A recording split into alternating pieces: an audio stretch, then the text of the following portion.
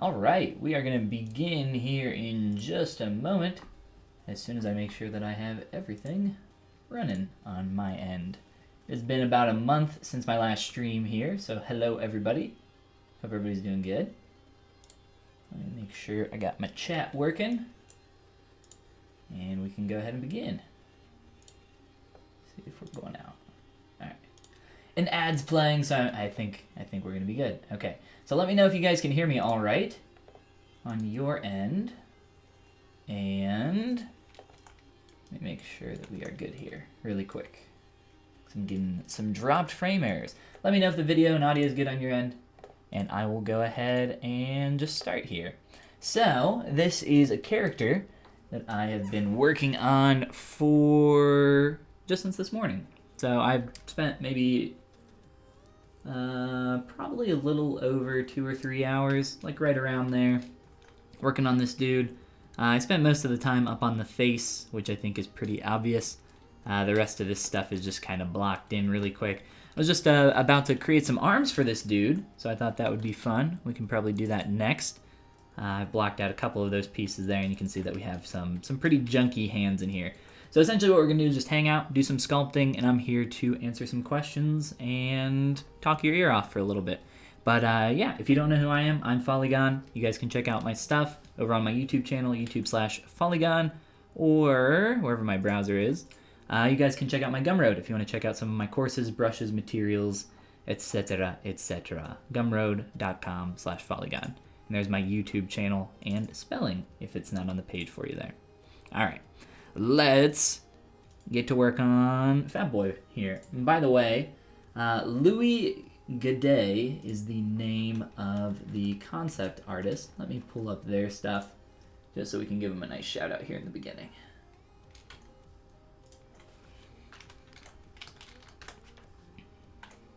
Luis Gadea, maybe Luis, I don't know. But go ahead and check out their stuff. They have an ArtStation page. You can go give them a follow. They have a ton of awesome stuff. Again, this is the guy that we're going to be working on tonight. Really cool concept, really cool artist in general, lots of cool stuff. So if you're looking for some stylized characters to work on, probably a great place to start. Jefferson, what is going on? How did I put the image on the side? Yes, that is the spotlight tool, and you can find that up in your texture palette here. So you can import an image, select the image, and click on the Add to Spotlight button. What I've done is I've blacked out the background so that it will appear transparent, because ZBrush looks at black, pure black, as supposed to be transparent. Yes, the lumberjack. Well, he's not really a Oh, me. No, not quite. Not quite there yet. But I don't know, we're just kind of seeing what's going on. What's going on, Ben? Welcome, man. Alright, so I was working on the arms, and we're going to do some more stuff here. So originally I had this little, let me scroll back here in my undos so you guys can see. So originally I had this like little piece just attached to there. I just pulled it out with my move brush. And I decided that just looking at the shape here, like look at the silhouette on the outside of the character, I think it just makes more sense for me mentally to start doing that, so I can start getting that nice clean silhouette and wrapping that around to the other side. And then I've just connected that up to the arm, just for mental purposes for me, so that I can kind of sculpt on this and have it proportionally make sense. So I'm going to go ahead and remesh this body, since it's all just a big Dynamesh piece. You can see that I've quickly just polypainted on it to help figure out some proportions. But again, like I said, most of the work's been up on the face. So let me remesh this thing really quick here. Let's see. We'll just do a quick 1K. Semper, what's going on? How do you approach anime noses when sculpting? I always have doubts on the front. Yeah, no problem. So, anime characters typically don't have noses. If you look at it from the profile, it's normally just a little kind of triangular shape in profile, and that's about it. So I don't have any characters right now, but actually one of my students in my course that I'm running right now has a character like that, and I can't really do it with this dude because he's got a big honkin' schnoz. But essentially what I like to do, and I think what makes the most sense, actually, you know what, here. there is, let me see, where is it? It's like an anime base head in here. It might be a project, so I don't really want to open it up. Let's see. Let's see if we can give big boy here a quick anime nose. I'll just smooth this out. It'll look really bad, but it'll get the point across. So typically what I do is essentially this. So you just get that little bump in there. This guy's gonna look great with a little anime nose. So essentially that's like basically it. And what you can do is start pinching it from the front and like planing it out on the sides a little and just starting to get a little silhouette break. So from the front, it will essentially look like the character doesn't really have much of a nose. But from the profile, you'll still get the silhouette hit. The shape here isn't, you know, probably as good as I would want it. I can still like manipulate this, but I think you get the basic idea. So that's how I would go about that. Let me grab our big real schnoz here really quick. Make sure we go back to the right place. Ooh, right about there. There we go. All right, so where were we? Doing a quick little remesh on our body. Easy enough.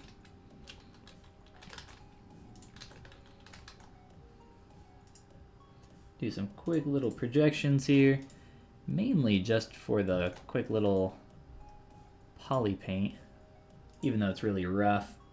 Still kind of want that in there.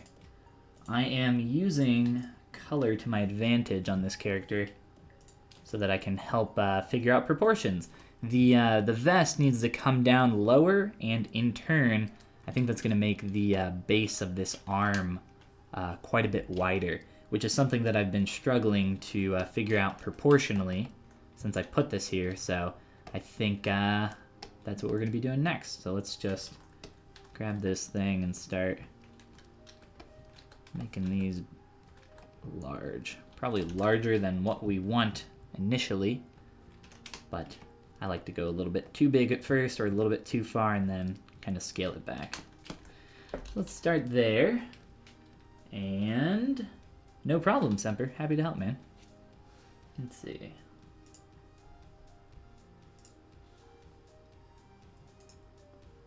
All right, it looks like we're not getting any more dropped frames as well, so I'm happy about that. All right, so let's take a look here at our body as well as our arms and just try to positionally figure out what we want to do here. So I've scaled these up quite a bit. I think the profile's lacking as well. So it's really tough when you have a character like this that is essentially in a pretty extreme pose. His body's being tilted and, you know, the shape of his spherical body is pretty warped. So I have to kind of imagine what this looks like with him standing in a little bit of a neutral pose,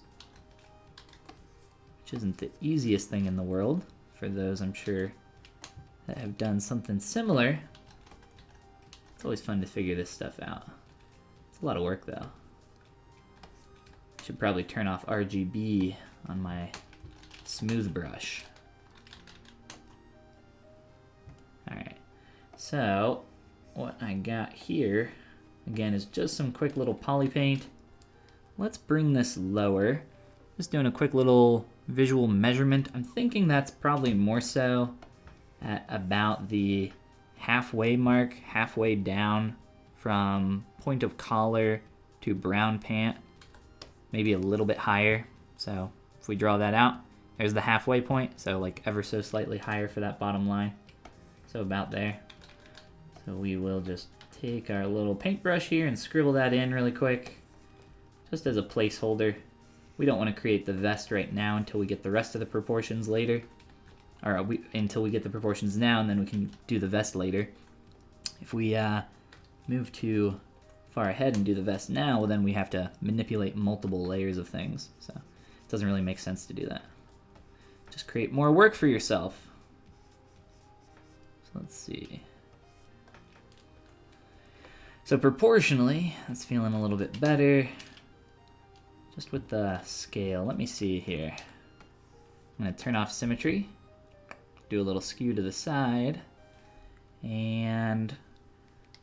kind of got like we got the appropriate roundness going on.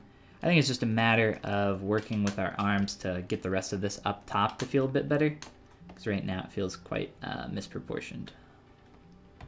And I'm wondering, there's a lot of stuff that needs to change in the face as well, but I'm wondering if I want to scale that up a little bit. We'll think about that. We'll think about that for a minute.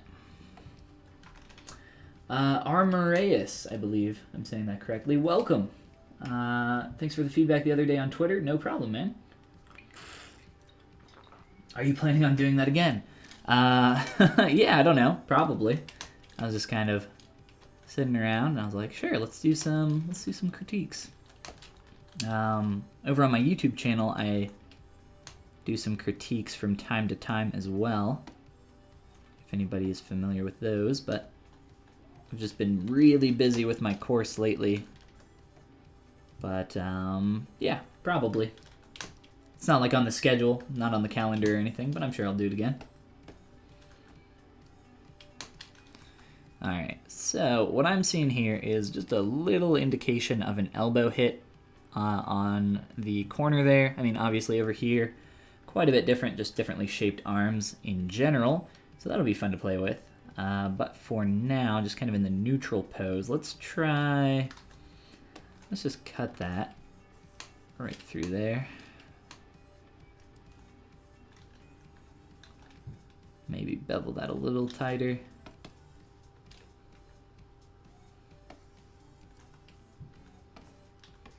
Let's see. For sure, bevel that a little bit tighter. I'm just trying to get that silhouette break now.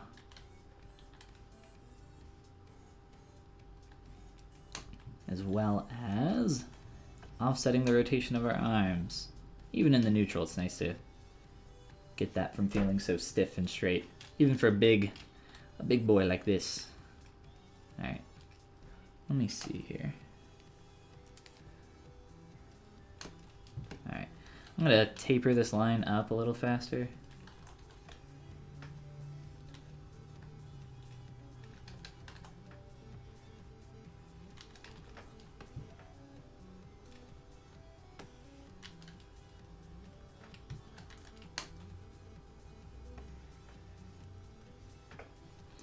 I might have that angle incorrect, but I'm gonna leave it for now.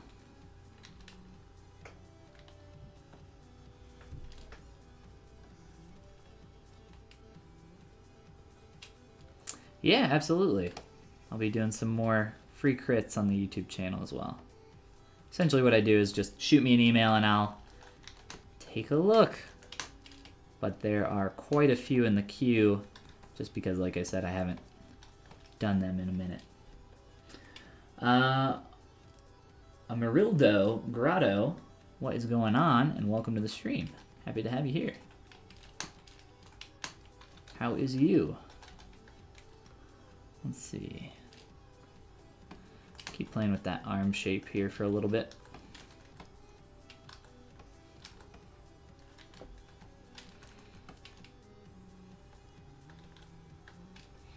I want to pull the face higher. Give him a bit more room down here. Also, the head being on that tilt creates this kind of awkwardness where I can't really figure out the shape super well, so I've kind of done a little bit of an in-between on both. So once I go to do that, his skull is like sloshing around inside of his skin, essentially, so he's got a lot going on there, but he's a cool dude. Cool character. So we'll figure it out. Alright, let's do some stuff down here in the legs while we're kind of thinking about limbs.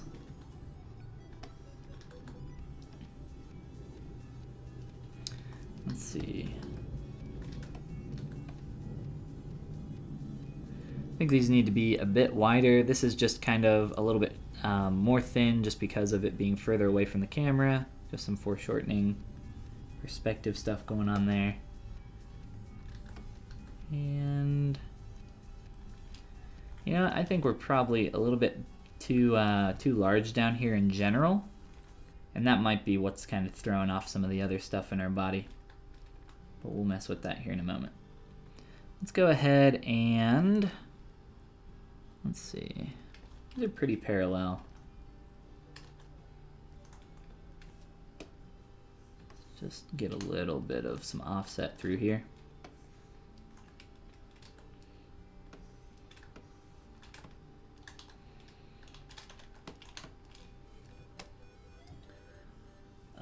Still beginner in ZBrush, and I see that you have many layers to form the character, as in Photoshop. This is super cool. Yeah, these aren't actually, they're not layers, they're just all separate objects, or 3D polygonal islands is a way to think of it. So for example, they're called subtools. So I have one up here for the head. That's all just one thing. Now the eyes are one thing by themselves. This quick little hat up there is one thing. The body's one thing, right? It's definitely a kind of a beginner hurdle to get over. In the beginning, you try to make everything as one single object, and obviously it doesn't turn out super great because of that. It's not really a great workflow in general. So once you kind of figure out how to use lots of different objects, it starts making a little bit more sense. I have 22 right now, which is pretty average for where I'm at. I'm gonna guess by the time I'm done with this guy, it's gonna be maybe around like 30 or 40.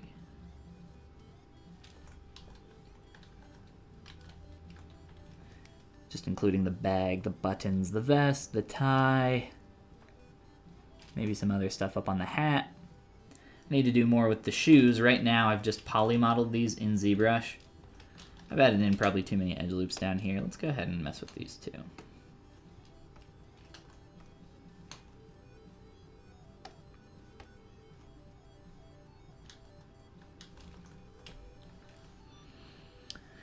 Pretty simple shape overall. I've kept this pretty flat. I was just trying to get the profile initially. Probably gone a little bit too far here. So we want to pull up the edge here.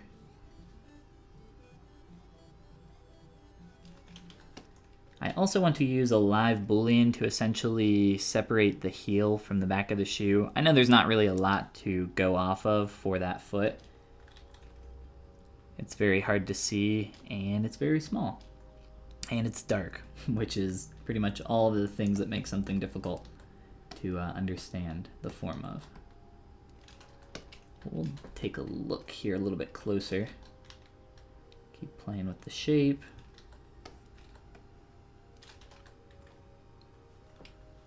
And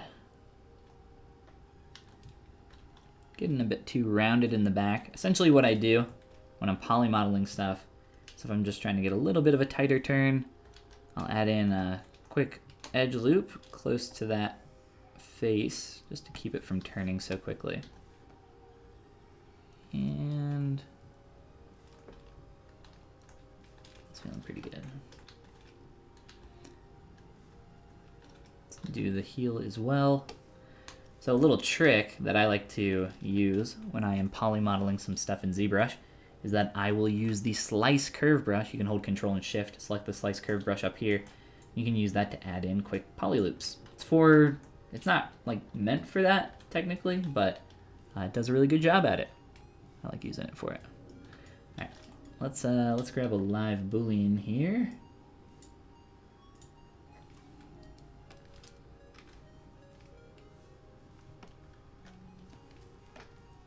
Turn this on negative.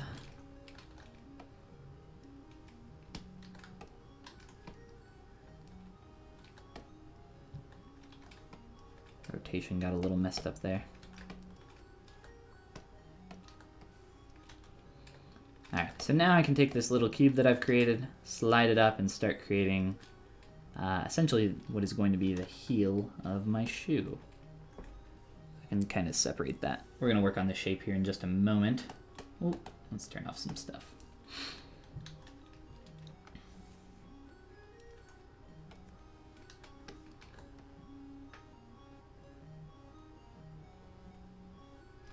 Looks like there's also some roundness happening to the shoe. So let's let's, here, I'm trying to grab this one alone so we can get rid of the other one. There we go. All right, let's do some quick poly loops here and there.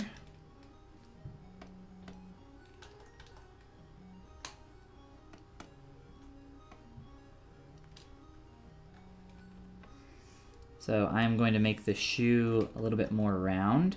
And a cool thing that you can do in ZBrush, if you don't have something on the symmetrical plane, like I do not right now, you can turn on local sim, and ZBrush will look at your geometry and determine symmetry that way.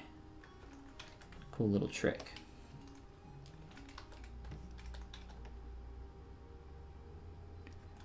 So I'm gonna add some roundness to the top of the shoe.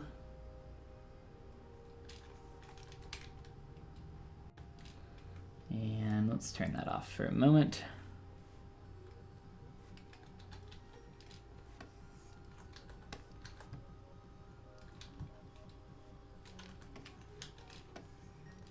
I'm just going to shape this up for a quick moment. Let's see. I'm going to get rid of some of these edge loops. They're just a little too tight. Got to be careful working with edge loops with symmetry on as well. It can cause a lot of crashes, or at least in the past it did. It doesn't seem to do it quite as much as it used to. So I think I more so quick save out of habit than anything else.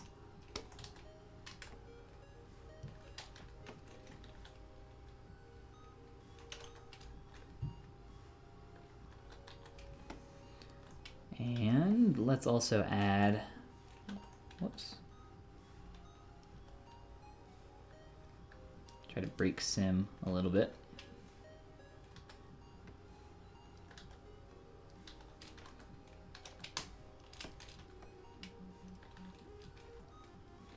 So really simple shape so far, but that's how all things start, one step at a time. What button or shortcut do you use for smoothing? It is the Shift key to activate your smooth brush. And if you hold Shift and smooth and continue smoothing and let go of the Shift key, it will use the alternative smoothing algorithm, which kind of works by averaging your geometry a little bit less destructively than the default smooth brush. I'm gonna add a little bit more roundness to the heel. Let's see. I know, poly modeling, it's the most fun thing in the world, but it's gotta be done if we want our shoes to be nice and clean. And I do want my shoes to be clean. Let's see. We're gonna work on the actual hole for the shoe to fit in, or the foot to fit into the shoe as well. But first, we just gotta get that most basic shape. Turn on our little negative piece here. His shoes are very flat, which is a little awkward.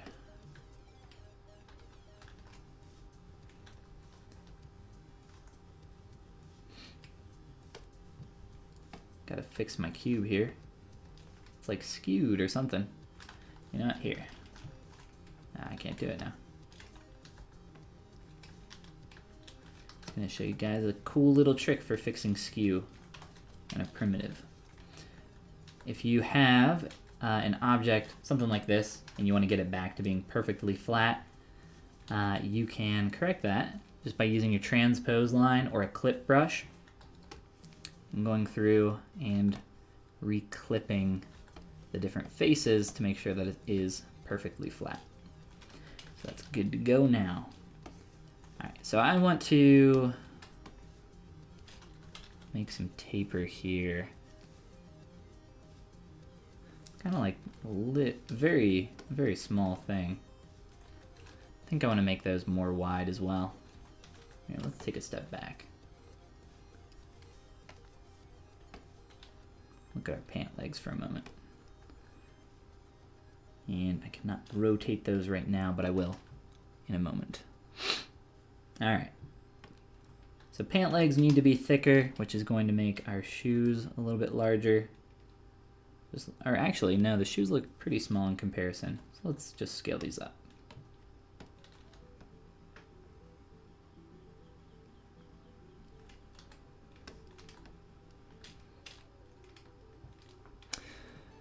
Doesn't really have knees to speak of. There's a little silhouette break for a fold of some kind. But other than that, that's really about it. But looking at the distance from where this connects up, our distance is quite a bit further, which is what makes me think that proportionally he needs to squash down here in the belly to become a little bit less oblong, a little bit more spherical. If anything, a little bit more of a squashed sphere on the bottom. So I can start heading in that direction, I think. And that'll help us get our legs in a better place. Oh, and by the way, polyframe and transparency, some of that stuff doesn't work super well with live Boolean.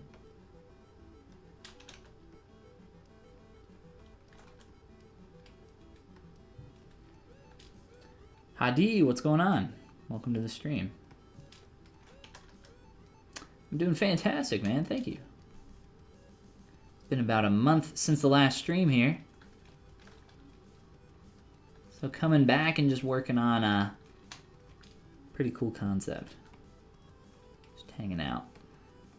ZBrush and chill, as I call it.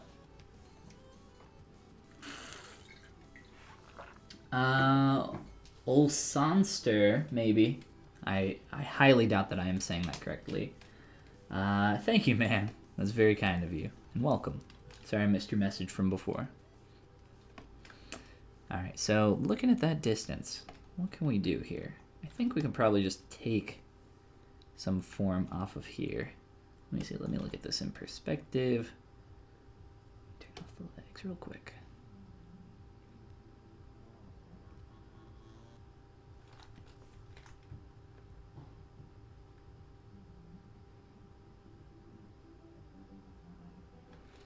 Alright. It's actually not super far off, at least for the neutral. But unfortunately, we're not going to be able to match our silhouette perfectly until we get into posing. Which is always a tough thing, right? You have to live or work and exist in kind of this this unknown area where you're like, is it right? Is it good for now? Like, should I just continue chugging forward? It's kind of a weird area, but it's all part of the process. It'll get there eventually.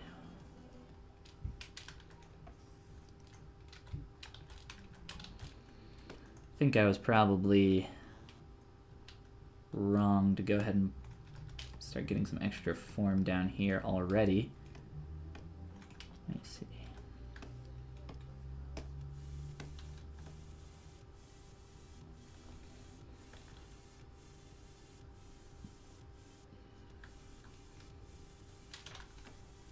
Kind of a skewed shape. Turn off perspective. I pretty much always anymore at least work with perspective on most of the time and just turn it off to check on my orthographics. If I'm working really close on an object though, I will turn perspective off because it tends to mess up some movements with your camera. It doesn't mess them up, but it makes it move very quickly. And that gets pretty annoying for me at least.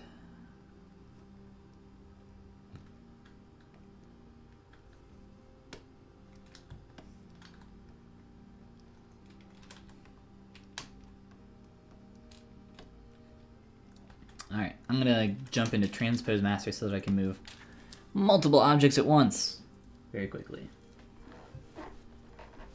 Ah, Eric, what's up, man? Sailor mouth dolphin noise. What's going on, dude?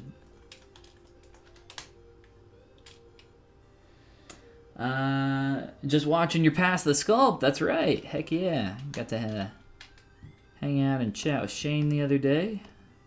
Shane Olsen, for those that aren't familiar. He streams here on the channel as well. doing a little pass the sculpt fun thing over on my YouTube channel, which I can show you guys real quick. YouTube/Follygon. It's about an hour long. Essentially what we were doing was... Shut up, Shane. Come on. Essentially what we were doing was we were both just kind of sculpting these two characters. The concepts were by Luigi Lucarelli. There's a link if you guys go to this video to his work, or you can just Google him. He's got an art station. Definitely check him out. But yeah, we're just kind of sculpting away. And essentially what we are doing at the end of the hour is swapping the sculpts between each other. And then we're going to continue sculpting on those. But yeah, a lot of fun. Good stuff. Shane's a good guy. Knows his stuff for show. But that was a lot of fun. So we're going to have another part of that here soon. We're talking about probably trying to record some point this week. But he and I are both crazy busy right now, so we're just trying to make time. It was a lot of fun though, so we definitely want to do it again. Where are you from? I am from Cincinnati, Ohio.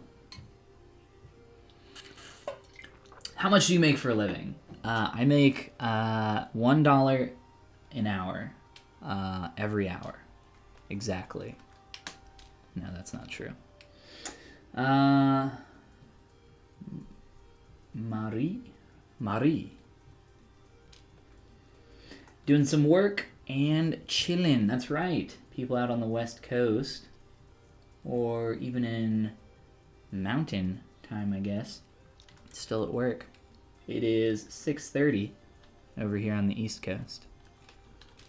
So everybody's off. Everybody's home, chilling and sculpting in ZBrush.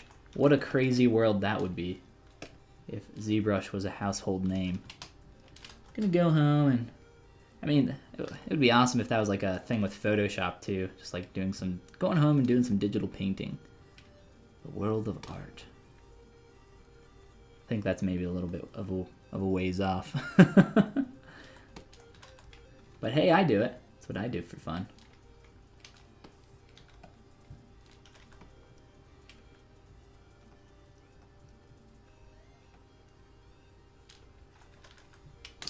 Ah, I gotcha. Yes. Yes, I am here. G. Castro says, new fan, how did you come about the name Follygon?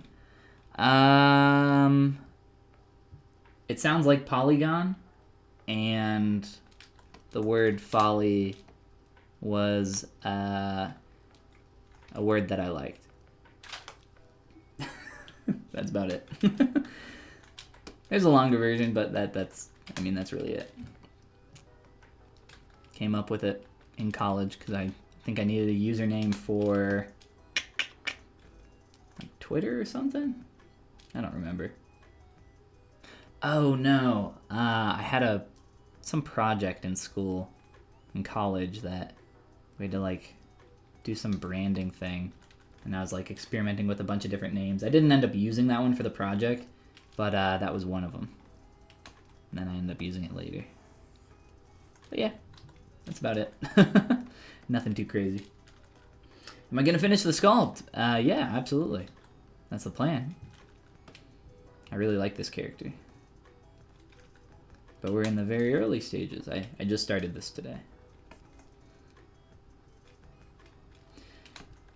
Let's see. I'm not rotating these out enough. Not nearly enough.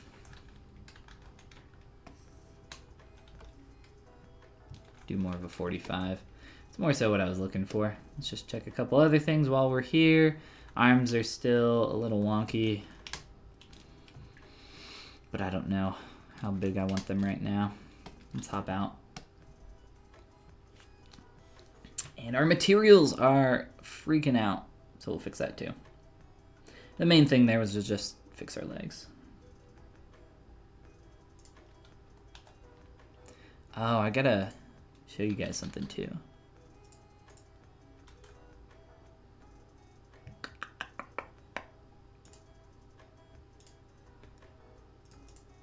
So in older versions of ZBrush with the ZRemesher, if you had jagged edges on open topology, the topology on a remesh would typically be broken or give you tries and a bunch of other stuff. But I recently discovered that the changes to the algorithm for a lot of the hard surface edge detection and stuff can actually be used for open geometry, and it actually works a lot better than it used to. So this is actually something that I discovered on accident, because normally I use group loops to clean up jagged edges on geometry. So like if you do something like this and you cut the geometry off, it has this jagged edge. So what I would do, because the remesh would be broken from this, is you could go to edge loops and click on group loops, and then that cleans up the jagged edge a little bit. It's still like warbly, but that doesn't matter. ZRemesher doesn't care about that.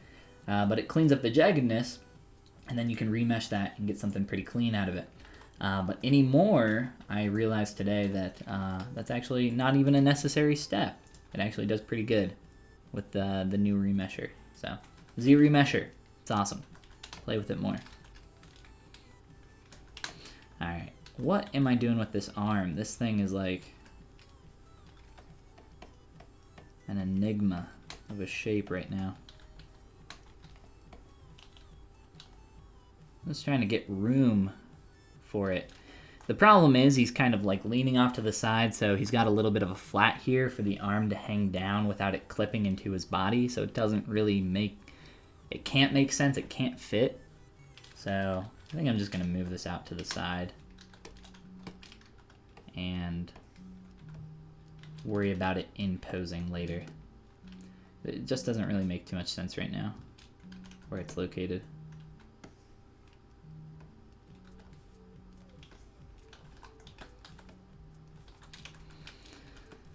Alright, what else we got? What else are we working with? What about you guys? What are you guys working on today? Anybody working on anything cool? Anything fun? Yes, this is Blender. No. No, Eric, this is not Blender.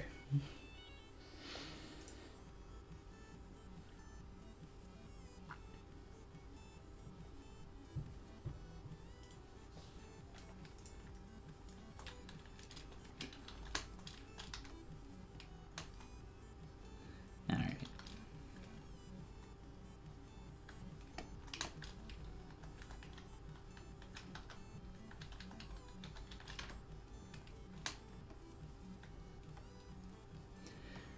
All the fun stuff right now, which is technically all the hard stuff, figuring out proportions and playing around with that stuff.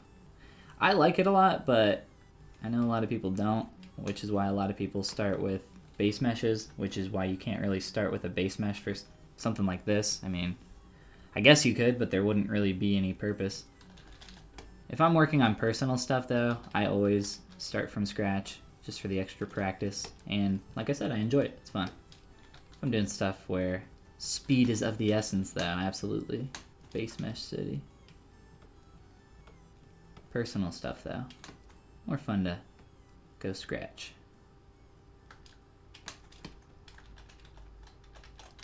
Gotta be intentional, right? Why you working? Why you sculpting? Just as a hobby, just for fun, or you trying to get better?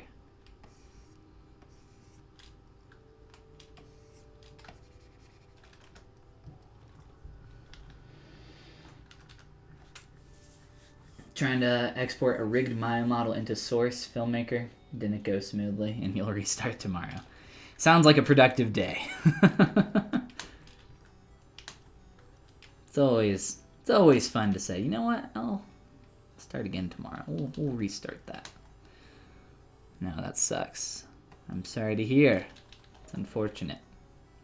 I'm actually, in my head right now, considering just breaking symmetry on this and going full ham, going full hog. Let's do a couple more changes here before we do that, though. I'm not going to break symmetry on the face yet, though. There's quite a bit that needs to change up there. But I have all the parts and pieces in, so that's good.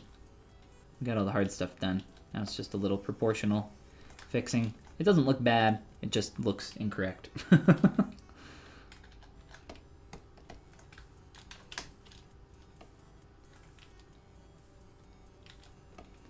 Give this guy a neck hole.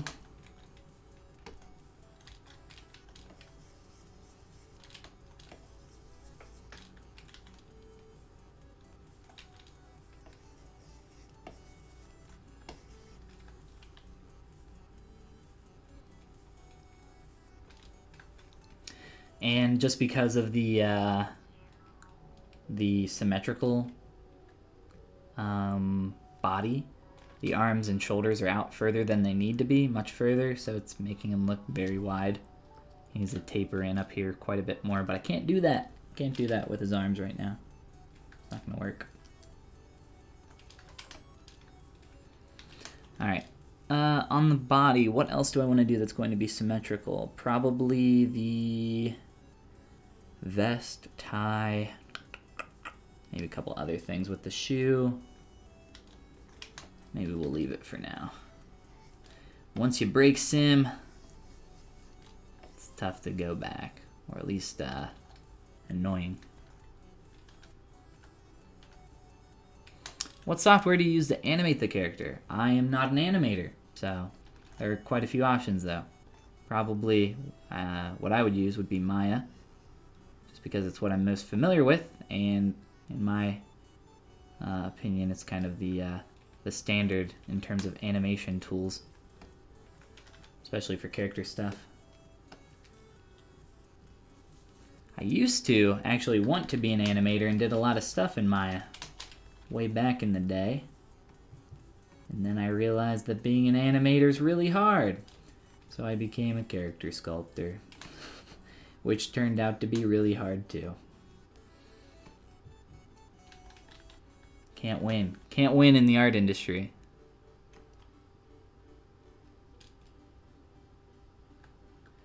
I want the collar. I feel like it tapers a bit awkwardly back.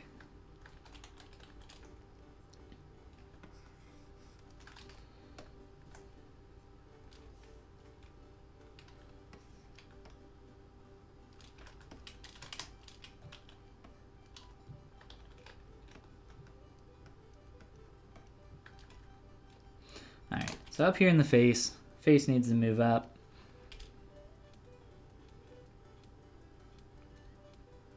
And especially the eyes. This needs to be more white space. So let's do that. Anything we do before breaking symmetry and getting an expression is definitely going to feel a little bit awkward. But like I said, I think the face isn't too far off. Alright, so we'll get rid of his junky hat, which we're actually going to do some stuff with here in a moment, once we get out of here.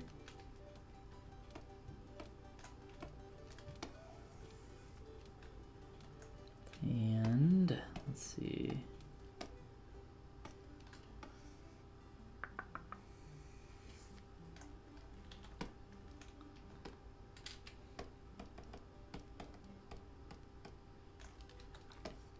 Alright, so I'm going to break some stuff, but you got to break stuff to fix it.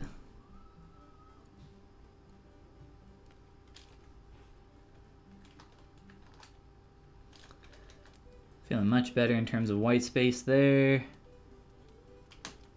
Kind of want to exaggerate that angle a little bit more, but I'll probably wait till posing.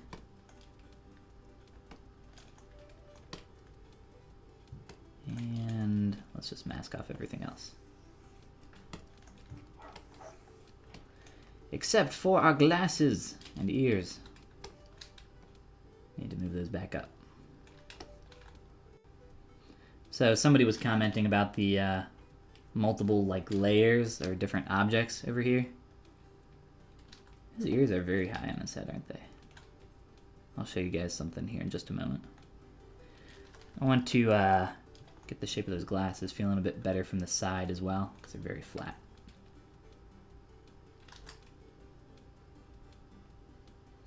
So over here, even on things like my glasses, I have split these up into 3 separate parts. So the actual lens, or the frame of the lens, the center portion, the nose piece, and then the handle that goes back to the ear.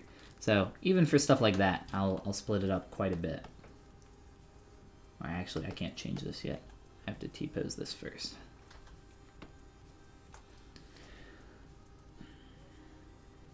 I may have missed it, but do you pose him at the end, or are you keeping him symmetrical for now? Zachary, I am probably keeping most of him symmetrical right now. I was actually kind of just talking about some of that stuff, like what I wanted to keep symmetrical as long as I could. For the most part, I want to keep the face symmetrical quite a bit longer, just because the all the shapes aren't there yet. In terms of accuracy, there's quite a bit more work to do there. But the main stuff is there. All the parts and pieces are there. It's just a matter of kicking it up a notch to the next level. And the body needs the vest, tie, and the buttons can wait. But mainly the vest and tie before I break symmetry there. Pants, honestly, they're probably fine. It's not really hard to do a pocket and then mirror it and reposition it a little. Shouldn't be too hard. Arms are like the main thing that's really throwing him off right now, so that's what I want to break symmetry on first, probably. All right, so let's talk faces and see what we got going on here. Thought I had this positioned correctly. Don't know what happened.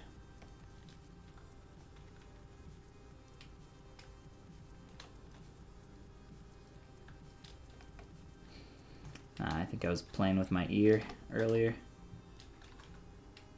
fixing some of the shapes. All right, so what do we want to change here? Proportionally, the nose needs to be quite a bit larger. The eyes need to be closer together. I have opted not to create these kind of weird lines in the mouth. I played around with them earlier, kind of playing with that shape, but it felt very awkward. I'm talking about these lines going up. I think it just kind of breaks the character and it doesn't really work really well in 3D. We can maybe play with that later after we get more into the expression, but for now, it's definitely a no-go. So I think the big thing here is nose bigger, eyes more together, mouth maybe smaller after we make those changes. Let's do that first. And the eye shape needs to be more narrow in general, maybe a bit taller at the top. All right, so let's start with, let's start with this nose. Big old schnoz. Wizard of schnoz.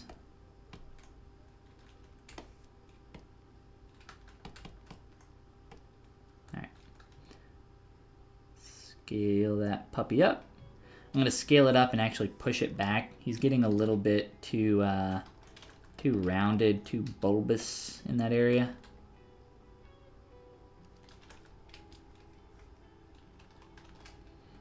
So I want to shift that back. Now for the annoying one, the eyes. Eyes are always tough, right? Let's see. Let's just do a mask right through here, like so. Make sure we get the entire eyeball, our egg-shaped eyeball. Normally I like to keep my eyes as round as possible, if I can. In this instance, it didn't really make too much sense to keep them round, so I went ahead and just broke them. For a lot of these styles of characters as well, your eyeballs are going to be really large and connect up inside of your character's head. I don't know if it's doing it right now, but it probably will be doing that by the time I'm done. Let me take a step back here.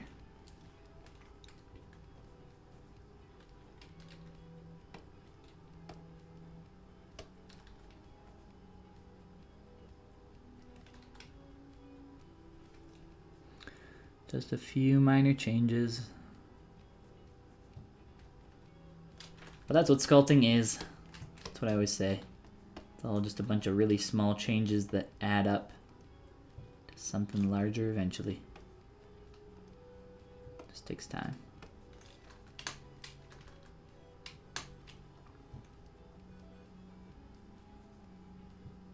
Oh, and I was actually really proud of this this eyelid. The way that ZRemeshed was so nice.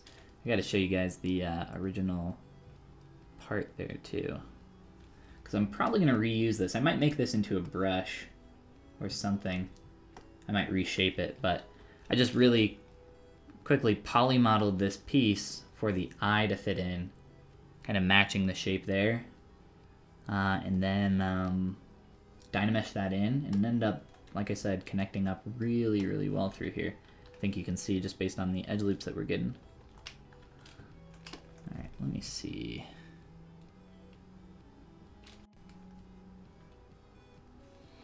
All right, so nose wider, eyes smaller, actually.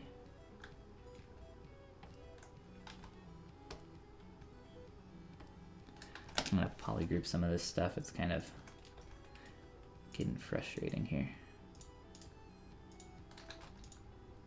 So within Transpose Master, you can just polygroup stuff. It won't transfer, so it doesn't really matter. So it's nice to do that now while you can. Makes it a little bit easier to control everything. All right. Let's go smaller on the eyes.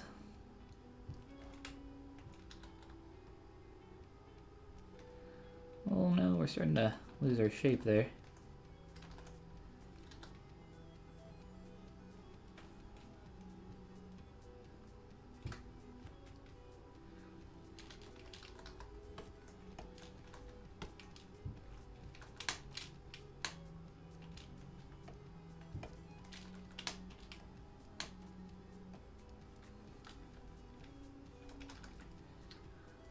Just now upgrading to 2019. I want to use the new folders and Edge Keeper. Nice, yeah. The folders are awesome. And the Edge Keeper on Dynamesh. I think you're thinking of ZRemesher. There's an edge detection on ZRemesher. I don't know what the Edge Keeper is on Dynamesh. Maybe that's something else. Any other new features? Yeah, there's a bunch. I have a playlist of tutorials over on my YouTube channel talking about all of them. ZBrush 2019. I go through all the major features. There's a lot more than just folders and the edge detection for ZRemesher. There's quite a few other changes just to ZRemesher alone. Dynamesh I don't think really changed too much though. If at all. I don't think it changed at all actually.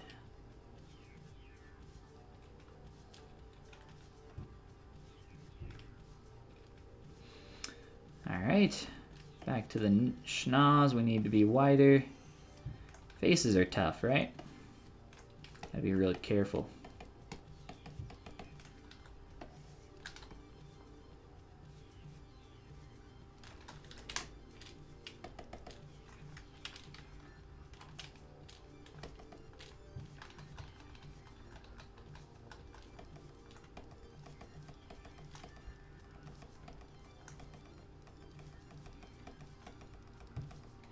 This mask, it's taking forever to grow. There we go.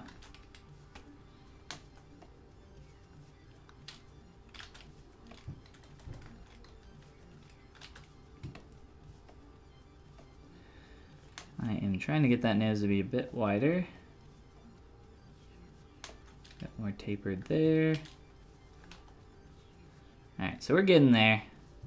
Honestly, the eyes could be even closer together, as well as the glasses. I'm wondering if we can just do like one big pinch in here, one big skew. We're gonna find out. See how much we can break all at once.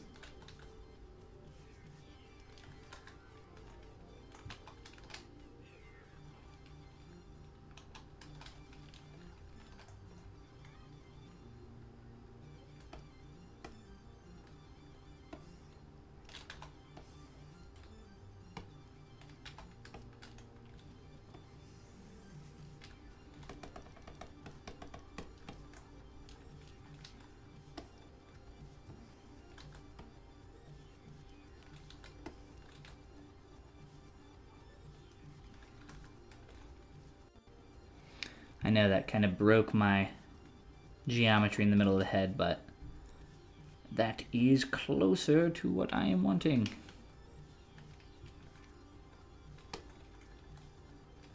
So we're gonna accept it. And then I'll make the changes here in just a moment. We'll let those kind of cascade back.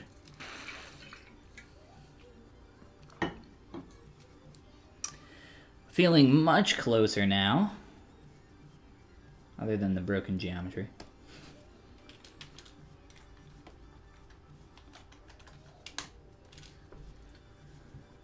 You can make some eyelashes like that as well. I actually have a brush that does exactly that. That's how I make my eyelashes. That's how I made the eyelashes that are on this guy. So kind of a little bit of some broken topology here, but I very quickly just normalize that back out. I am using the alternative smooth algorithm.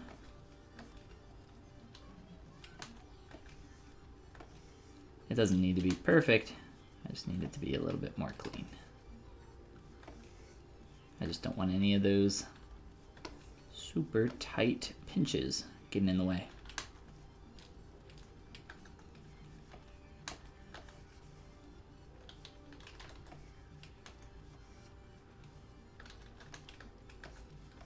And hopefully that won't be a problem later. If it is, we can always fix it. I'm going to try to get that to be a bit flatter.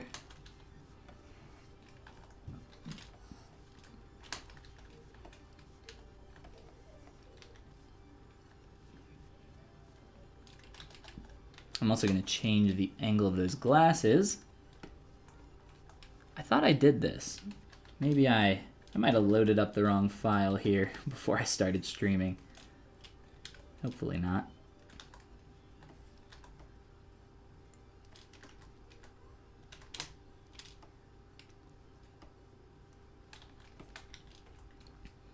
So just trying to make those a little bit more visually interesting. They go up really high past the brow, or at least from the tilt of his head, it looks like they go pretty high.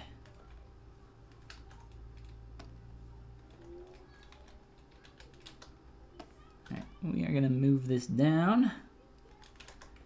And I am going to shrink the height on the glasses ever so slightly.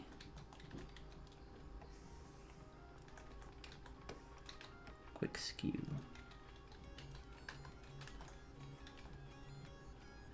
You know what? Let's keep them. I like them. I like them where they were. I really do want to make them a bit more visually interesting, though, from the other angles. Here's that garbage on the head that I don't want to happen. It's because I did a bad thing that I wasn't supposed to, but do as I say, not as I do. This little move here. Essentially what I did was I moved my geometry towards itself in the middle, and yeah, it's not the best thing to do while sculpting. But it's fine, I cleaned it.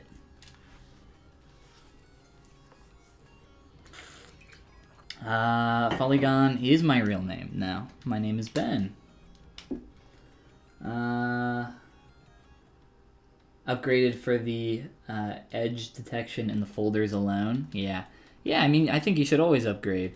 Yeah, I mean, it's a free upgrade and you get a bunch of new awesome features to play around with, and a lot of stuff that speeds up your workflow and makes working in ZBrush a whole lot easier. It's a win-win-win-win-win. There's really no reason to not upgrade. Occasionally there's maybe some stability issues, but any of that, I think, isn't really worth, not upgrading. And it's never been serious enough to cause like me to not be able to work. In the last upgrade, I'm actually still, so I'm on 2019.1.1. Wasn't there a .1.2? I might need to run the upgrader again. I do not remember. I've been so crazy busy just running around with like a chicken with his head cut off. Haven't been able to really pay attention on the ZBrush Central website lately. Trying to get some more color here in the face, just kind of some quick stuff. Gonna get some darker tones there in the face, kind of looking like he's got some 5 o'clock shadow, kind of like me. Let's sample that.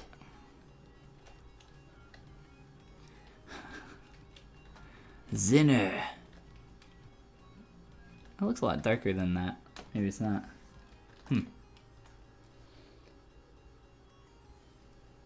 Yes, the ZBrush sins. It makes you a zinner. That's right.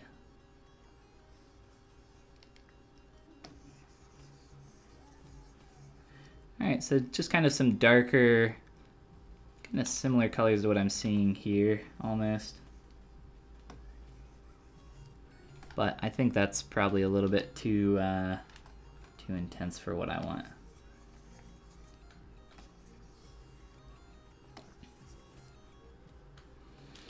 I want to pull back on his mouth corners quite a bit more. The mouth and this area in general is feeling pretty flat. I will load up the old face after we're done making all these changes as well, so you can kind of compare and contrast the difference. It's always fun to do. It's always a good idea to look back on what you're doing as well, just because it's hard to kind of see all that stuff when you're making lots of really small changes, but that's what it's all about, making lots of small changes. And over time it gets where you need it.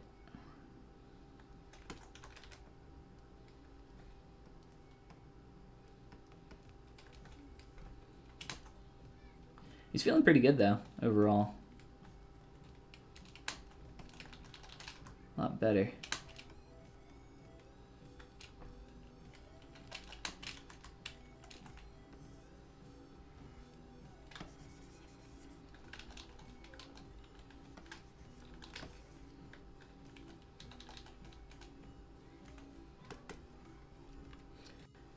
I want to do some stuff with that hat as well here soon. Alright, so proportionally just feeling a lot better. Let's make just a couple more tweaks to the face and glasses, and then we'll move forward to the hat.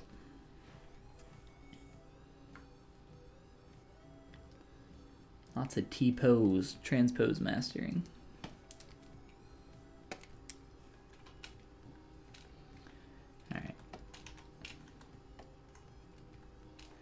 So, pretty much always try to avoid parallels if you can in everything you do, even if it's just a little bit. The only time you should try to include really strong parallels is if it aids the design in any way. But here that's definitely not the case. Pull these back on the face a little more. Whoa. Make sure we're not going into the eyebrows.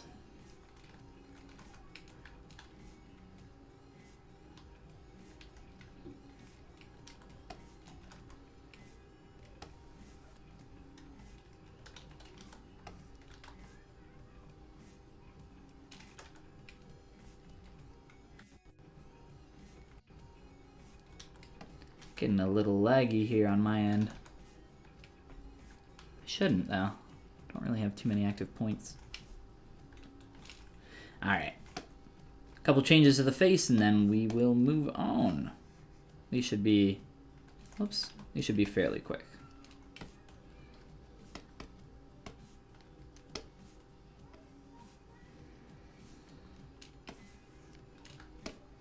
Alright, so I want to slide a good chunk of this backwards.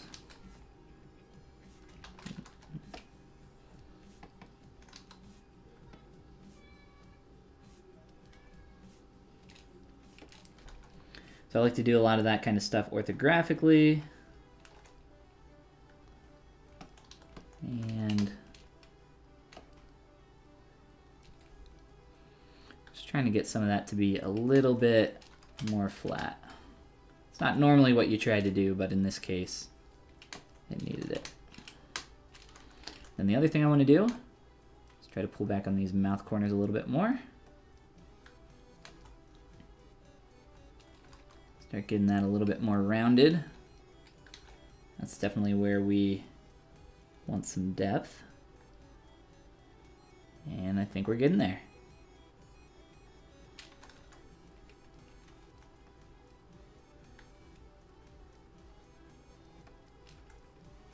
Cool, let's hop out. T-pose back.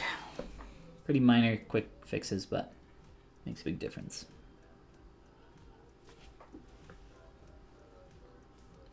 All right, I am going to load in the old model here so I can show you all the stuff that we just did to our beautiful, beautiful boy's face. What's going on? My eyelash is messed up.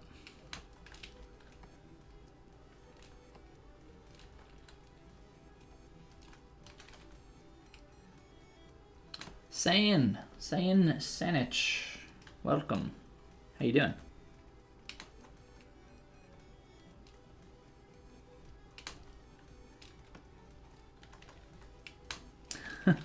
Edit mode, nice username. What's going on?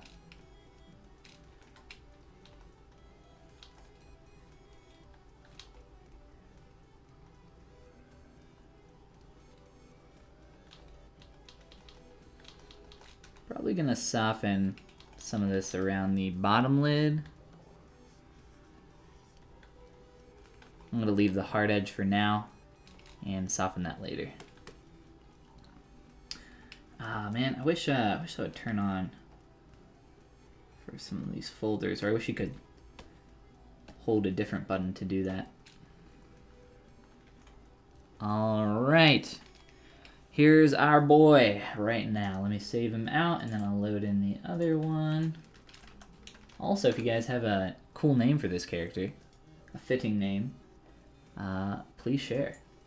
I always love to name my characters. All right. Here we go. The material's a little messed up, but we'll fix that. All right, so here is... Let's see, make sure that that's still visible. There is the old one.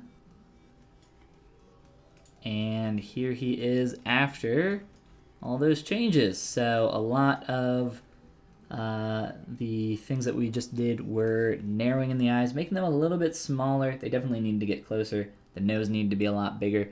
The mouth needed a lot more depth and roundness. And I pulled in some stuff and adjusted some proportions in the face. Altogether. But yes, feeling much better, much closer in my opinion. But yeah, lots of little things, right? That's what it's all about. It's cool to look back on that stuff though to make sure kind of heading in the right direction. All right, let's delete our old boy here, and get to work on this hat. This hat's pretty cool. Kind of reminds me of a something you'd see from the 50s. I don't know what kind of hat this is, but I like it. A lot of sharp angles going on. That'll be interesting to play around with. Like the character style, it reminds me of Steven Silver. I'm not familiar with Steven Silver. I might be. I'd have to look him up. But the concept artist, to mention them again, is Luis Gadea. G-A-D-E-A, Gadea. Check out Louis' work. He's got an art station.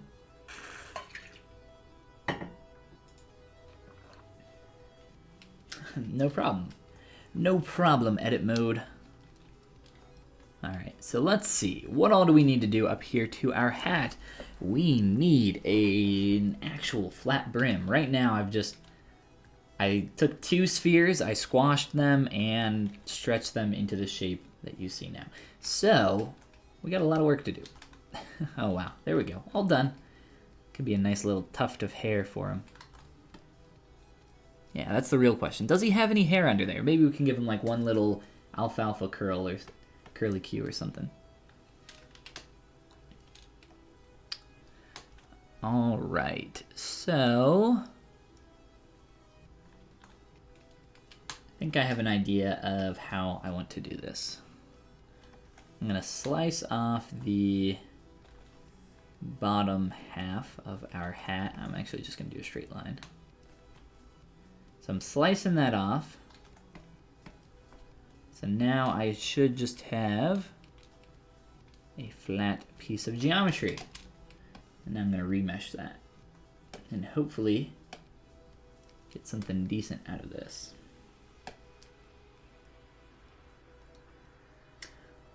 Only started to learn ZBrush, and I have a lot of questions for this model name. Larry. You know what? That's not bad. He does kind of look like a Larry to me. But Larry what? Larry Salary Man. I don't know. But Larry, I like it. I have a lot of questions. Feel free to ask away. That's what these streams are all about. Hanging out, chilling, answering questions if I can, and doing some sculpting for fun. Alright, so I have created that bottom edge there. Now I need to give it just a little bit of thickness. I could actually, let's see.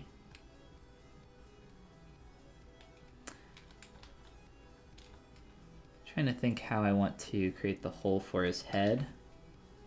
I think I'm just gonna do this a little bit differently.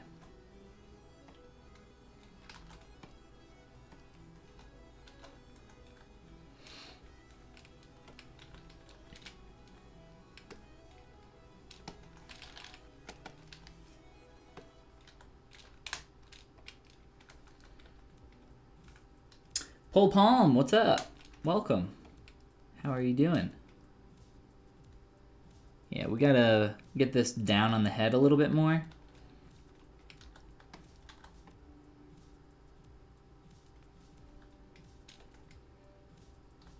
I think the basic angle that I have right now is fine. I'm gonna show you guys a little trick on this in a moment. So, getting geometry to interact in a way that makes sense for the physical world is extremely important, because if you just have geometry that's kind of just like sitting on top of something, so for instance, like my collar, it's just kind of bleeding into my shirt. It doesn't really make any sense, right? Same thing with you know, a lot of stuff. Like for example, his bag, him holding that in his hand. Sure, I can put that there and just curl his fingers around it, but that's gonna feel like it doesn't weigh anything. We gotta sculpt some depression in the fingers and kind of make it feel like it's got, you know, some weight to it. Same thing up here in the hat. You know, I can just put this on top of the head and sure, it can get in the right position, but what we can do to make this interact a little bit better is use Booleans to our advantage. And I'll show you how we can do that. I think I'm just gonna trash some of this hat really quick though. Hopefully it's not too thin. Dynameshing thin geometry is always a scary thing. Doesn't really like that.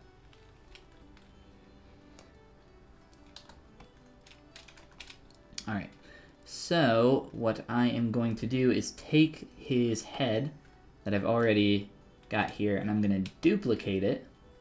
I'm going to get rid of the subdivision levels because I don't need them, so delete lower and set that to negative, and then I'm going to merge them together and dynamesh them, and it will Boolean out the head. So merge down. I'm on the hat, subtracting the head. Merge down, okay. Voila, just like that, dynamesh. And it will subtract the head from the hat, just like that. And I had some awkward edges and some other stuff going on there. But we got the basic opening, so now I can work on, well, can't see, starting to get that to feel like it's around his head a little bit more naturally now. Let's just go back here on our Polypaint. Make that a little bit easier to see.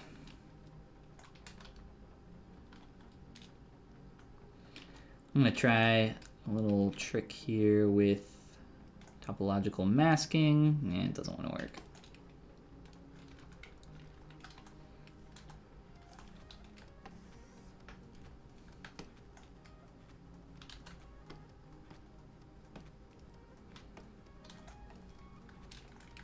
Right. Now I'm redoing what I did before. Now that I've combined that and subtracted the shape.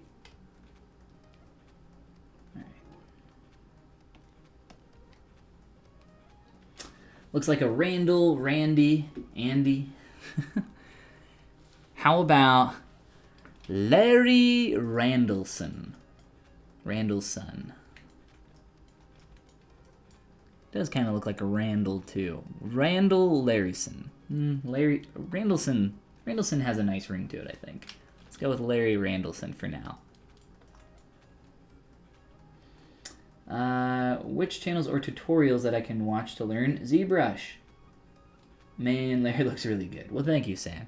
You can check out my YouTube channel, youtube.com/Follygon. I have a ton of videos and free content over there, as well as my Gumroad, gumroad.com/Follygon, where I have some paid content. And I have my Mastering Appeal course coming back here soon. Registration for that is closed, but I'll be opening that back up again very soon. Very soon. There will be more info on that shortly. But yes, I will also be uploading on my YouTube channel a little bit more regularly here soon, hopefully. That one I'm a little less sure on. It depends what happens with a couple other things with work.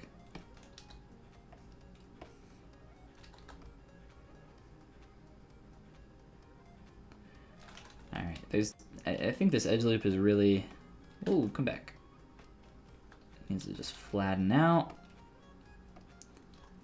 All right, so now I can insert poly loop there. Okay, so I just deleted, I'm essentially deleting edge loops temporarily. And what that does is it will clean up the form, get rid of some nasty stuff in the silhouette.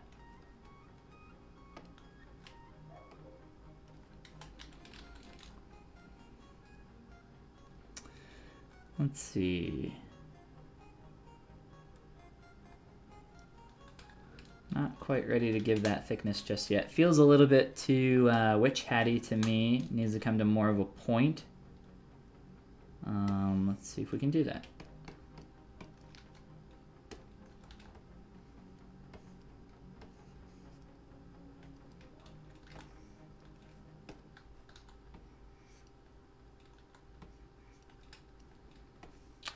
Definitely too wide from the front. It's got this like weird, you see that little extra like jagged piece? I don't know how I'm gonna do that. I'm pretty sure what it's trying to represent is like the little dimple that's in some of those old-timey hats. I don't know what this style of hat is called, so if anybody knows and can post it in chat, we can look up some references of it. But I don't know what it's called off the top of my head. All right, I need to get rid of some junk. I can't see. There we go. Look at that little neck ball just sitting in there. It's nice. All right, let's maybe give this a little thickness.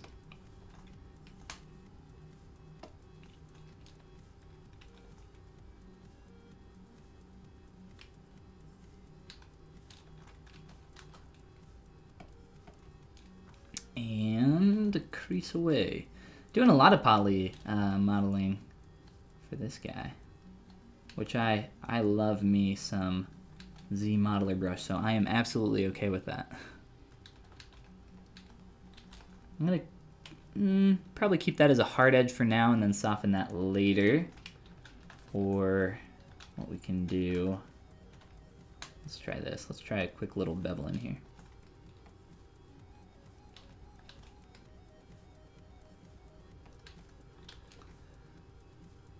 Still a little too tight. Maybe just one.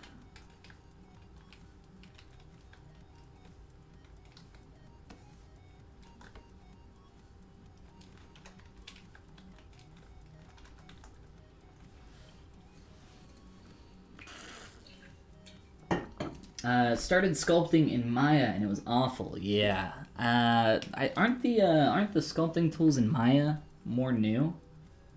When I was doing a lot of stuff in Maya back in school, I'm pretty sure there weren't any sculpting tools that I knew of. Larry Randallson. How do you do multi-cut like you would in Maya or Max? I'm not sure what the multi-cut function is. Could you describe what it does? And I could probably figure out a way to do it or tell you what tool it is in ZBrush. There's like a slice. You can slice geometry. And then, you know, delete half of it if you want. There's a lot of different cut-like tools. Multi-cut. Multi-pass.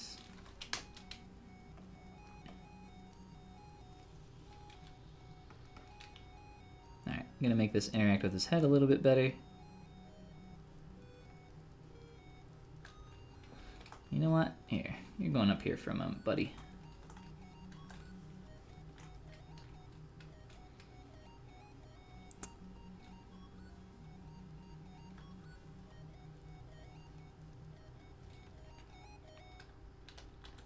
I'm gonna make the brim a little less wide.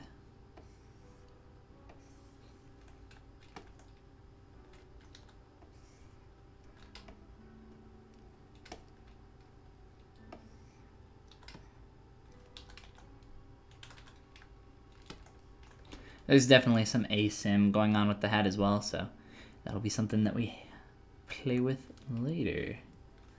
I'm wondering if that just needs to be a whole lot more more flat before it hits that point. What do you guys think?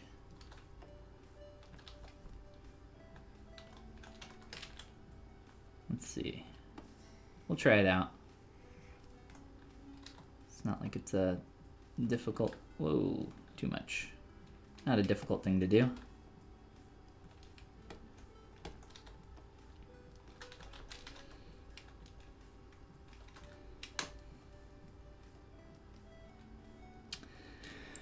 Then for this shape, oh boy, that's a thing. We'll have to figure that out. Cutting through a polygon from one point to another, or from one corner of a polygon to another. Ah, gotcha.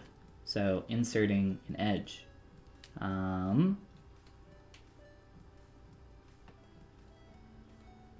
Here, let's see, what do I got? All right, so here's some low poly stuff. Grab the ZModeler brush. There are a lot of different tools and functions in ZModeler. One is you can hold the spacebar over an edge, a point, I'm sorry, a face, an edge, or a point, and you get all sorts of different actions. I have a tutorial over on my YouTube channel, YouTube/Follygon, on how to use this tool. Just type in to YouTube Follygon ZModeler brush tutorial or something like that. You'll probably find it. But it goes through all these different functions. The one that you're looking for probably doesn't exactly exist. I'm thinking from cutting through a polygon, so you can do that, right? Insert a poly loop, boom. So you cut through, create an edge loop, right? Or a poly loop, as it's called here in ZBrush. From point to point, I think you can split a face, if I remember right. But it's a little strange. I know there's a way you can do it from poly, like if you want to triangulate a face. I actually believe if you want to triangulate all of them, that's even easier. I believe there's an option for that in Modify Topology. I don't use it very often though, because I don't need to. But I'm sure if you Google search ZBrush triangulate poly, you'll probably find it in the documentation. But I don't know if that's exactly what you're looking for. I guess it kind of depends what you're trying to do, right? So.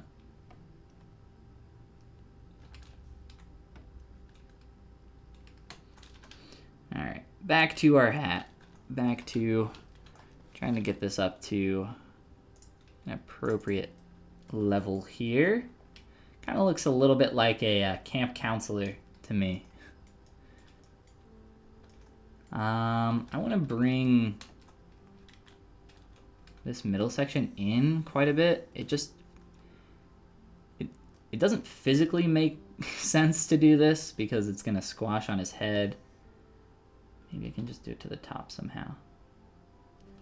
It's just way too wide. The angle there needs to be a bit more steep. Maybe we can kind of pull that back to kind of fake that angle a little bit.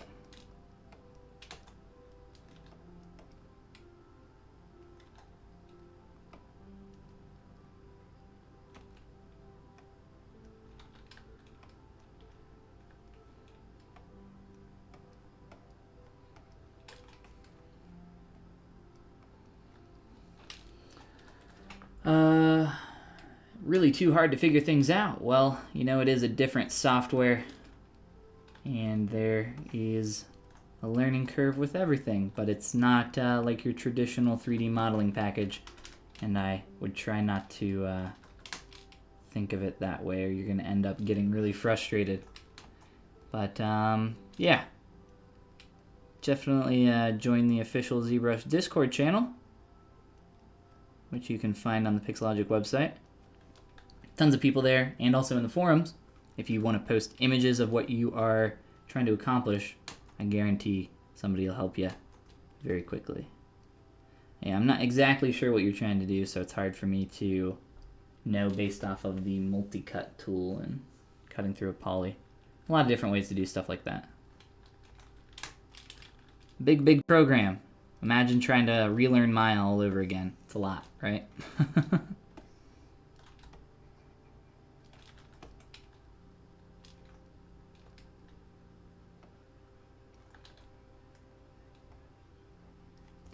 But thankfully, there's people like myself that do streams and have YouTube channels with all sorts of free tutorials and stuff on them. That's feeling a lot better to me. I want to get a band around this really quickly, and I think that'll just kind of help fill in the silhouette there a little bit better. I'm going to use my cube tube brush. This is a custom tri-parts welded brush, an IMM tri-parts brush that I like quite a bit. Show you how it works here in just a second. It's like essentially just creates a really nice clean tube of geometry with really nice topology. And I use this, so I was showing you guys the eyelids and eyelashes earlier on this guy. This is actually how I made them with this brush. Great brush. Here. So nice, getting some nice clean edges and everything else around the lids. And where are my lashes? I cannot find them. There they are, way down there. There we go. So really just simple, clean topology there that has some creases and is smoothed out to kind of fit that shape for the eyelash for our character. Pretty simple stuff. But it's all thanks to this guy. I'm going to clean this up really quick. Had my step count a little too high.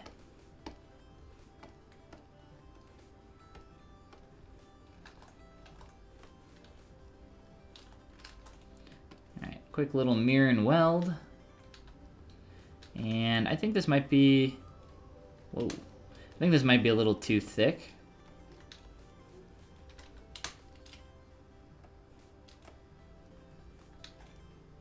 Here. Let me crease up some edges and go from there.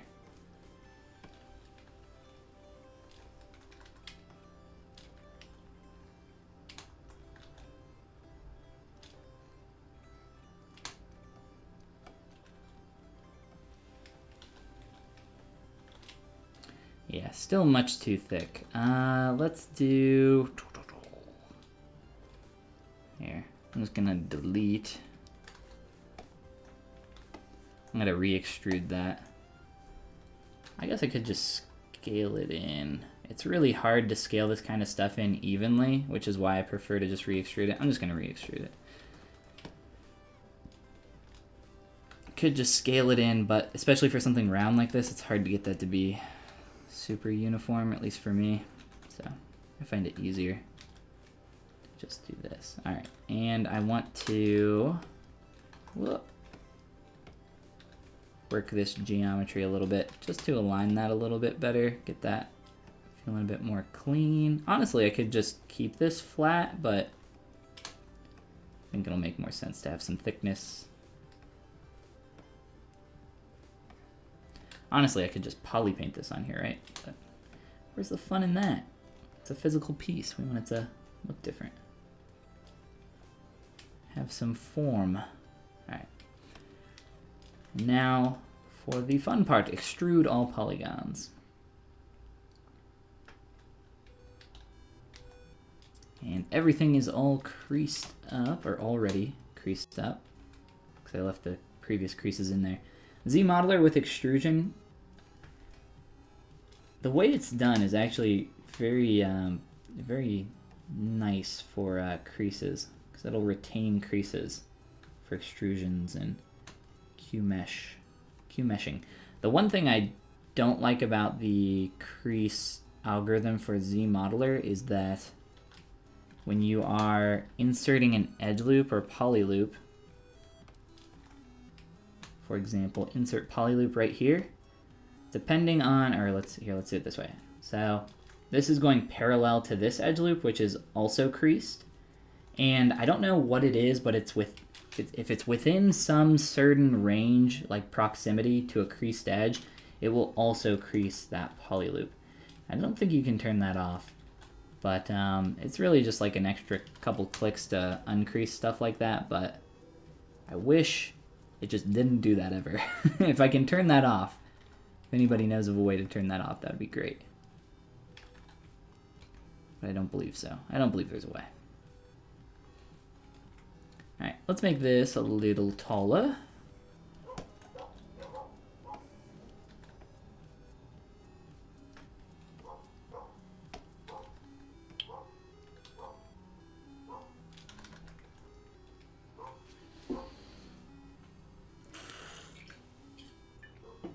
How long have you been working with ZBrush? I've been sculpting in ZBrush for over 5 years.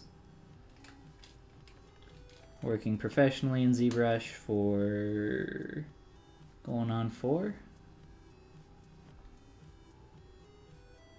About that. But, you know, time's always, like years are a really bad measurement of, you know, how long you've spent in a software. I always say that I wish you could have, like, you know, in Steam, how it gives you your hour count in your games.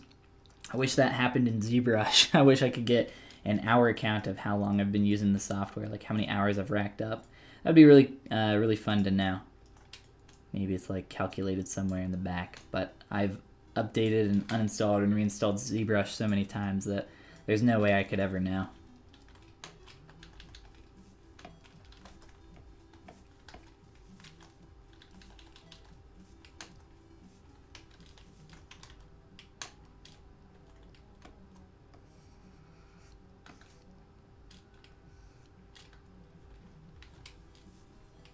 Alright, probably a little bit too hard on that mouth corner.